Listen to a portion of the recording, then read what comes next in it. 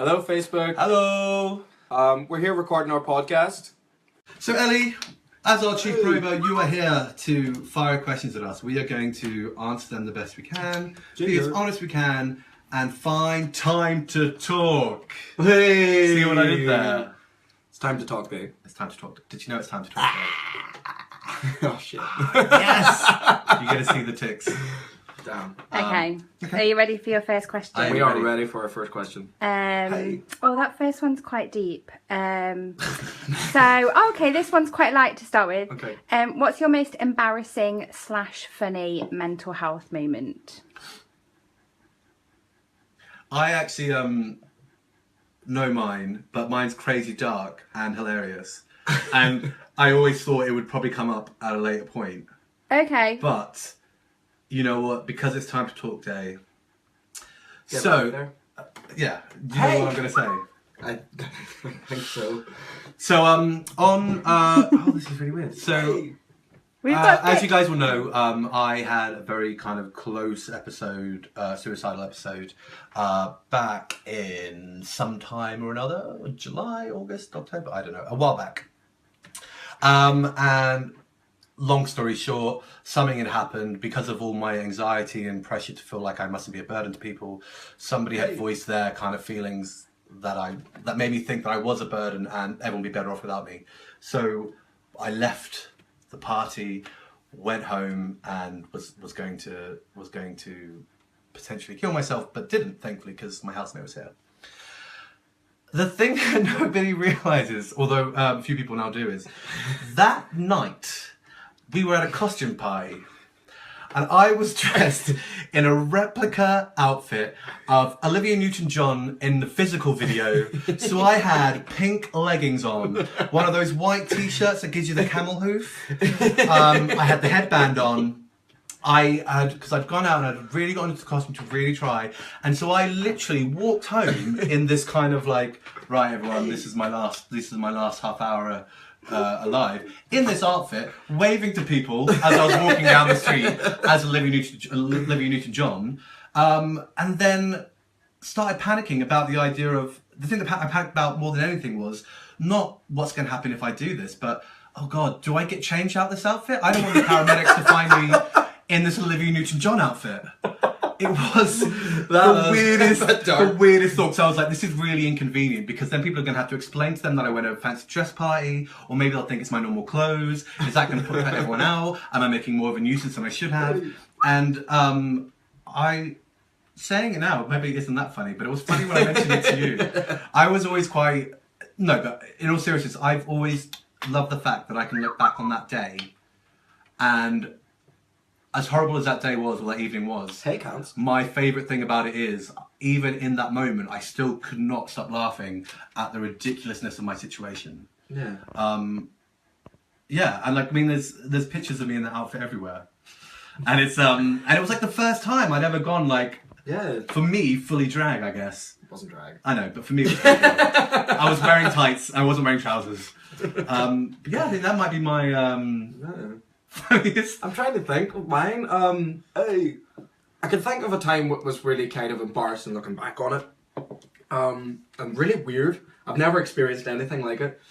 So when I first started to tick, the doctors were quite worried that maybe it was my medication. Mm-hmm. So I was on like an antidepressant for quite some time in a really high dosage, and they were like, "We're going to need to stop that." Just like cold turkey, you're just going to need to stop, because they were worried. Within 3 or 4 days, I was in hospital, in a psychiatric unit, because I was having really severe mood swings and I wasn't able to control my thoughts and my actions. So much so that I was sitting watching a film. I think it was called Hey Cats, Employee of the Month. And I thought it was really hilarious. I was sitting watching this film, and so like there were some really funny bits in the film, and so Is that the one with Jessica Simpson? yeah. And every now and then I was just like, oh my God, that's so funny, and pissing myself laughing while I was crying. So I was sat in this like communal area, and I was like, I hate my life. Why is everything so horrible? I want to be employee of the month. There was another guy on the ward, and he was like, are you okay? And I was like, yeah, I'm all right. Just crying away. And he was like, yeah, I'm gonna go get the nurse. That was. I love the fact that, like, on the ward, like, you're all kind of looking out for each other. Yeah. Who's the craziest one today? Oh, it's the guy thinking a Jessica Simpson movie's funny. And then crying. And then crying. And the realization he finds Jessica Simpson funny. Hey. Yeah. That's Cool. So, you know, once I tried to kill myself, that was funny. And once you got committed, that was funny. Or self-committed. Yay! We don't say committed anymore. Do we not? No. I did not know that. There you go. What do we say now? You say that somebody was admitted to hospital. Oh, Admitted. Admitted. It may be by voluntary, admitted voluntarily, or else they were admitted under a section of the Mental Health Act. Awesome. Detained. Kids, no. Learn. Cool. If you had a Cats. magic wand, would you magic away your mental health issues? Hey. I saw somebody write that earlier on, and I thought, yes. I don't mean, sorry, fiddling with things. I don't mean that. Hey. I don't mean that derogatively to anyone, because I appreciate there's lots of good things I get from a mental health, which is compassion and understanding other people. And some of my best qualities for work and stuff are about making sure that people are okay. And that probably comes a lot from my kind of anxiety and worry. So I do appreciate that. But the one thing I wish I could know, and I don't know if I ever will know again, is who am I without my mental health stuff? Because now I'm medicated and that's great, but I'm medicated. Before, I wasn't medicated and it was bad, so I wasn't myself potentially then as well. So there's a part of me that would like to not have this, so at least I can say, you know what, my bad day is because today was a shitty day, and my good mood is because of this, and I genuinely feel that, and I genuinely feel this. I think I'm trying to get used to the idea of I'm a lesbian. Damien being a lesbian, and and also just kind of feeling confident in what I'm feeling. And I mean no disrespect to anyone by saying that, and I hope it doesn't come off like that. And I will do whatever I can to justify and support people with mental health. But yeah, if you ask me right now if I could wave a wand, I would. Yeah, I think that I would as well. I think just by the mere virtue that we're both taking medication proves that we don't want to live with a mental illness. I mean, if we wanted to live and wallow in it, then we wouldn't take medication, we wouldn't seek treatment. Yeah. Good point. I don't think that there's many people that, I mean, obviously you can be, do away with the stigma, hey, cancer of mental illness, and you can say, I'm going to challenge the stigma, I'm going to be open about it, I have it, and I'm proud that I have it, but no, it doesn't make me feel ashamed. And you can own it. But I think whether that actually amounts to actually having it willingly is a different thing. And hey, cunts, fuck off, slut, bastards. I would definitely not willingly have a mental illness. Yeah. I don't think anyone would willingly have any illness, really. No, that's true. I mean, I know lots of people talk about, you know, some of the great, the great artistic minds, and even some of the great scientific minds, the great minds of civilization. Woo, chat hands. Are people who have had mental health stuff. So so mental health with people has led to people being able to provide and give and produce amazing things, art, science, whatever. Yeah. So good comes from people having mental health. But yeah, at the same time, it is still an illness, and nobody wants an illness. No. So, yeah. How does that? Yeah, perfect. Yeah. Keep Hey, it. cunts. What's your favourite blue movie? What's your favourite blue movie? It doesn't have to be I don't think dirty Damien remembers the blue. joke. I do. Of course, that was me being the joke. I was trying to think of a pornographic title. No, it doesn't have to be porn. Oh, Smurfs. I think it might have to. Smurfs. Not Avatar. No, Smurfs is I better did than enjoy Avatar. Avatar. though. Neil Patrick Harris is in Smurfs. Well, Avatar is basically Pocahontas on a different planet, isn't it? That's deep. yeah. That's very deep. It There is, must be though. better blue movies.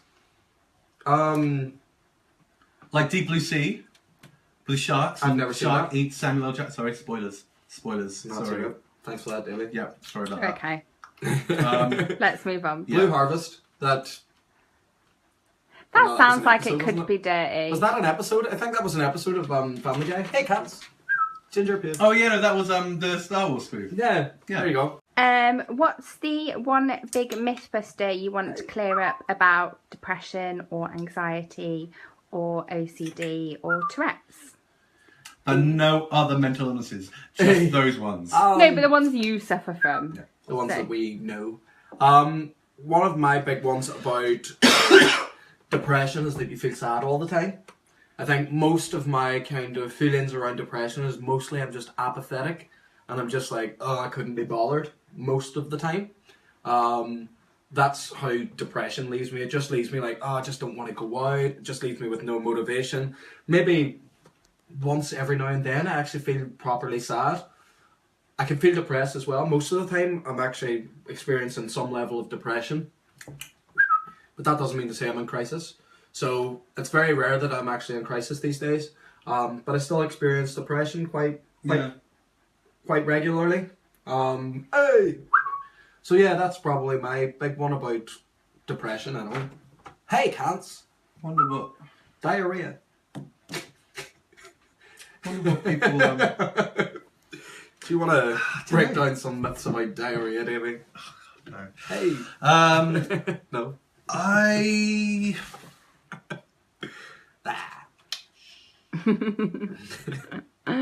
Did it again.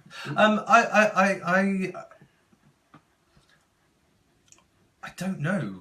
Just Maybe because talk I about feel anxiety. like, huh? Maybe you say something about anxiety. I know, that's what I'm thinking. Like, I think something that kind of has come up a lot, and maybe through this, because this last year has gotten to a point where it's quite obvious to people that something is wrong, whereas maybe over the years leading up to that it wasn't. I'm a sociable, chatty, annoyingly talkative person.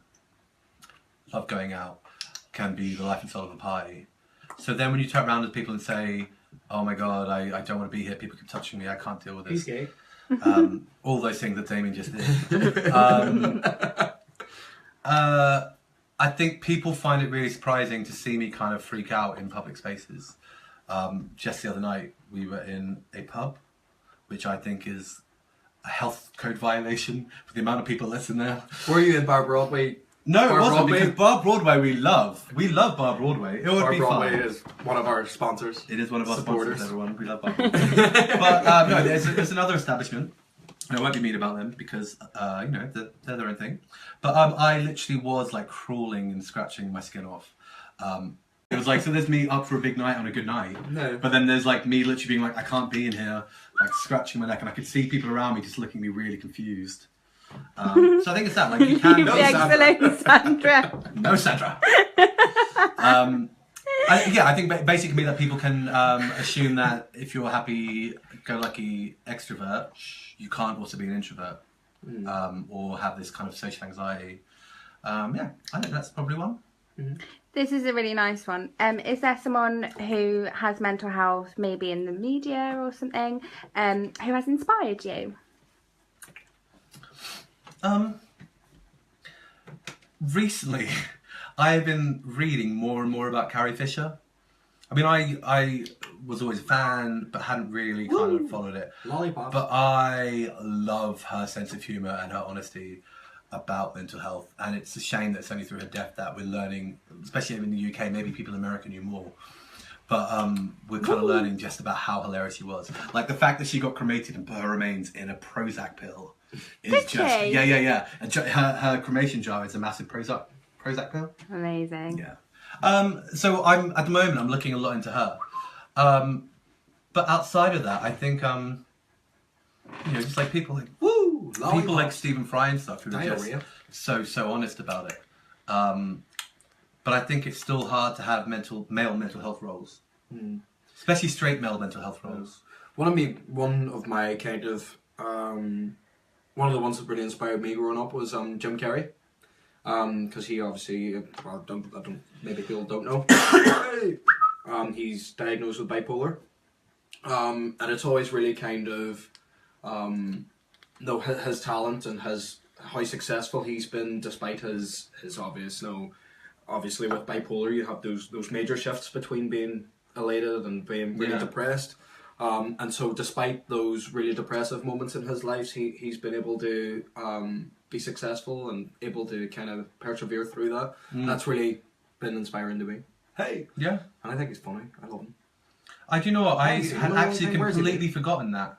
Yeah. I do remember hearing that a long time ago, and it's obviously something I don't talk about a lot these days. He's one of the ones that, well, I suppose he's not around much anymore. Yeah, there's lots of kind of stuff going on. I was really happy to hear that. Like, do you know? I'm wondering more and more if this is like a jokey story, but Alan Carr was talking about his anxiety about being on stage, and I found that really, really quite inspiring because he's like, Shut your mouth. you know, everyone loves Alan Carr. Like, it's impossible not to.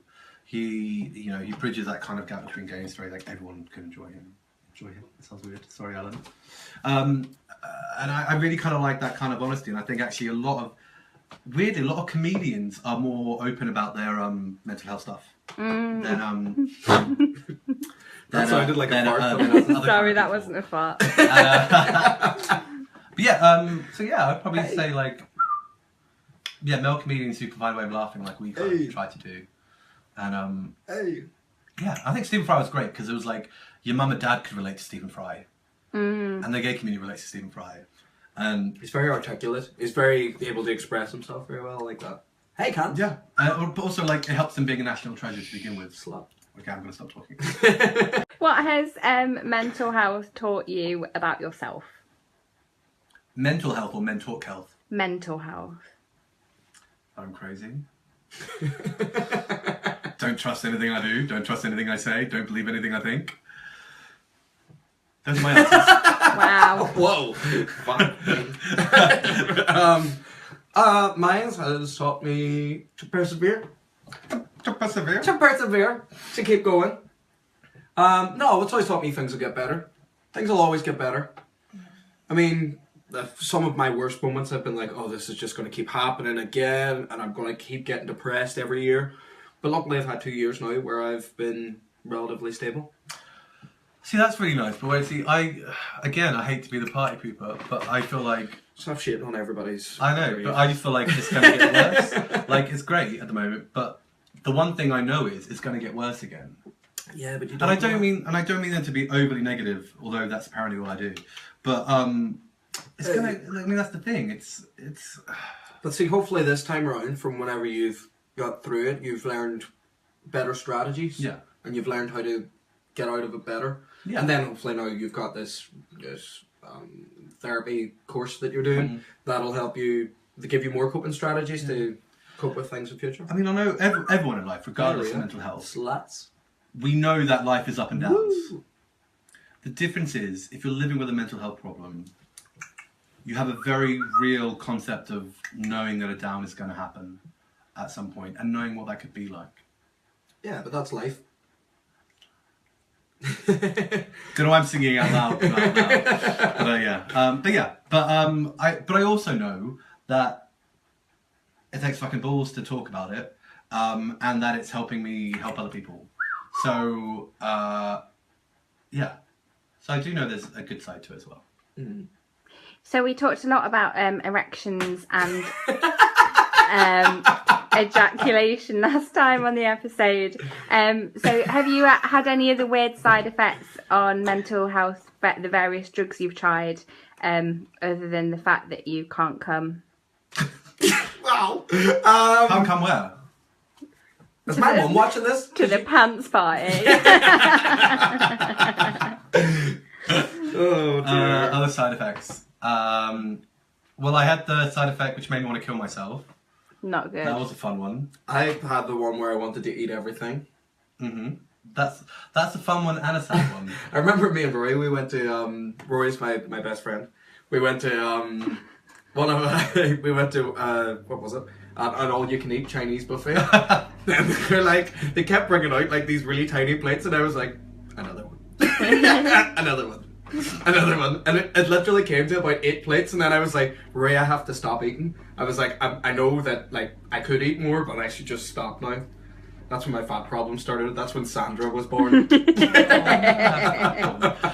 sleep is another big one. Sleep, yeah. Really crazy sleep. Oh my gosh! Have you done propanol? Have you done propanol? Done it. So Yeah, I take one. Go on. I was taking propanol. Not in front of the cameras. Go on. To kind of like help my heart rate and stuff when I'm stressed, and that gives you some crazy ass dreams. Yeah, for That's start good fun. medication gives me really crazy dreams. Yeah. I get really like these dreams where people are trying to kill me, or that I'm trying to kill someone else, and then trying to cover it up. We're gonna win too, see? Which is great. No, it gives me plans. Boop. One thing they don't tell you about antidepressants is you will sweat. You will sweat a lot. If you're already a sweaty person, you're gonna sweat a lot. And I genuinely loathe the fact that I walk anywhere and I'm just like I really wish I brought a second t-shirt. I don't think that's not for everyone. No, but it is for me, and it's bane of my existence. I hate how sweaty I am. Sorry for tapping again. But yeah, so that's an annoying one. I got that on Sweaty. antipsychotics that I took for my Tourette's. Hey, they were the ones that caused me to sweat, and I was like really ridiculously sweaty. Which is funny. I went on a date with a guy in December, and he was like, I was like, oh, by the way, I've got Tourette's, and he was like, I sweat a lot. I was like, what? He's just like, I sweat a lot. Look. Ew. It's good. I'm gonna catch her. I was like, No, I'm gonna catch her. I was like, I know what that feels like. I'm not judging. I'm not judging in the slightest. Hey, as I slapped him in the face. Tick. Oh, sorry. I was thinking like, Ugh. I'm not judging. Boom. You're cute. Have you ever been in the middle of sex and your illness has decided that they were also invited into the bedroom?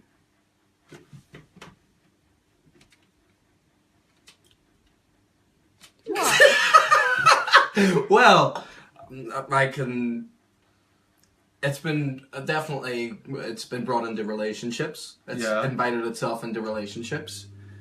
It's invited itself into, I suppose, my intimate moments where I felt I'm not attractive because of my anxiety and stuff like that, or where I've felt that I'm not interested in any kind of intimacy because because of my depression. yeah. I mean, that just that anxiety. To be fair, and actually, when I'm that anxious, I can't imagine getting to the point where, halfway through, I'm something like, and the cake. No, I'm not. Nope, I'm suddenly over this. No, don't look at me, I'm shy. But no, I think it never comes into the bedroom because if it was there already, I wouldn't be able to kind of let it continue. I think there's probably been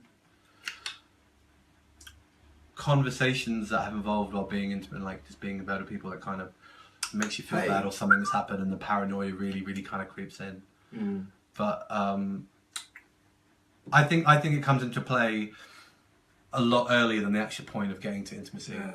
I think it's one of those things. Once you're in the midst of an activity, it doesn't seem to rear its head. It's only as is the problem. It's more but like say if you're like out in the pub with your friends, depression isn't so much of an issue then, unless you're kind of in a really dark period of your depression. But like if you're out with your friends and you're having a good time, then depression doesn't really come into it because you're out and you're distracted. But somebody then tries to make me like introduce me to a friend. It still plays a massive role. That's more an anxiety thing, though, isn't it? Yeah, that's true. Anxiety can have an impact in the moment, whereas depression doesn't really. Yeah, that's true. That's true. I always get my anxiety and depression mixed up. I might have 2 cats when I'm older and call them anxiety and depression. That sounds good. And then I'll own them. Have them be black cats. Because of the black dog thing. The black dog. Yeah, okay, there's a reason to that. That joke is hilarious if you're into mental health. It sounds possibly racist if you're not. Wow. Moving swiftly on. Do you think mental health can be life-limiting or does it make you experience more? Experience more emotions, that's for sure. That's really It's kind of, but that's a hard one to answer because basically throughout all my teenage years and into my adulthood, I've not known life without it. It's certainly given me more compassion.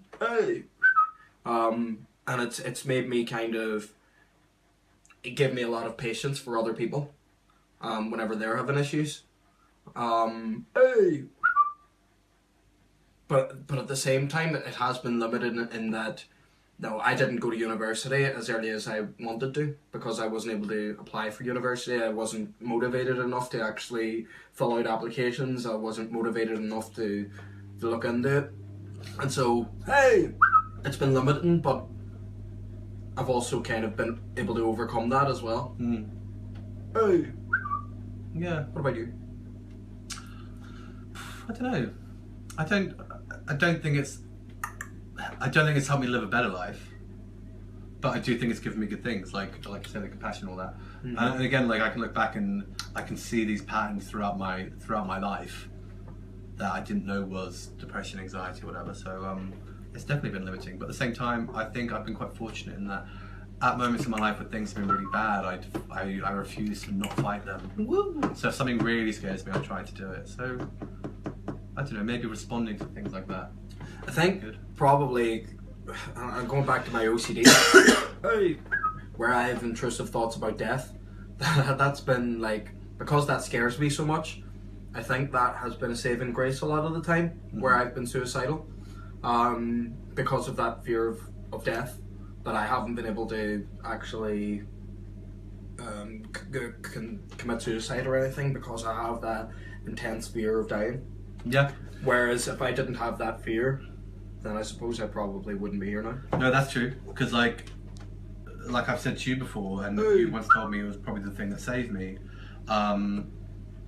My absolute fear and anxiety about letting people down and causing people hurt, disruption, whatever, that absolute fear has stopped me from ever doing bad things because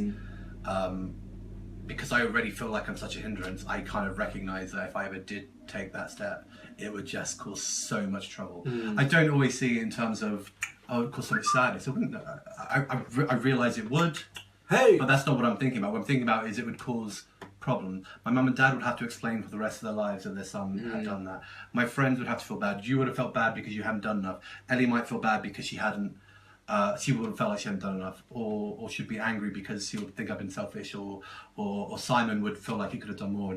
And it's like, weirdly, this obsession with making sure that everyone is okay above myself, which is damaging to me, also protects me, which is a strange paradox.